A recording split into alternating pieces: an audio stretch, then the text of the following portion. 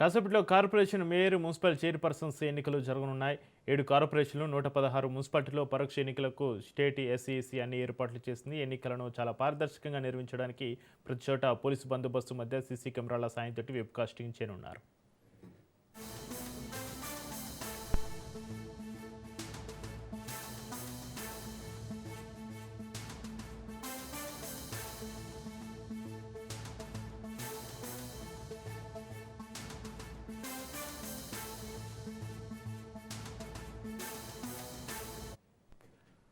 రాష్ట్రంలో గెలిచిన కౌన్సిలర్లు, కార్పొరేటర్లు తమ మున్సిపాలిటీ, కార్పొరేషన్ పరిధిలో జరిగే ప్రత్యేక సమావేశానికి హాజరు కావాలని ఎస్ఈసి ఆదేశించింది. ఉదయం 11 గంటలకు ముందుగా గెలిచిన అభ్యర్థులతోటి ఆఫీసర్లు ప్రమాణ స్వీకారం చేస్తారు. ఆ తర్వాత పరోక్ష పద్ధతిలో పాలక వర్గాల నియామక ఎన్నికలు నిర్వహిస్తారు. రాష్ట్ర మున్సిపల్ శాఖ ఇప్పటికే 7 కార్పొరేషన్లు, 116 మున్సిపాలిటీల మేయర్, చైర్పర్సన్లకు సంబంధించిన రిజర్వేషన్లను ప్రకటించింది. ఆ రిజర్వేషన్ల ప్రకారమే గెలిచిన అభ్యర్థుల్లో అదే క్యాస్ట్ కేటగిరీకి చెందిన వాళ్ళు మాత్రమే పోటీలో పాల్గొనాలి. జనరల్ స్థానం అయితే ఎవరైనా పోటీ చేయవచ్చు.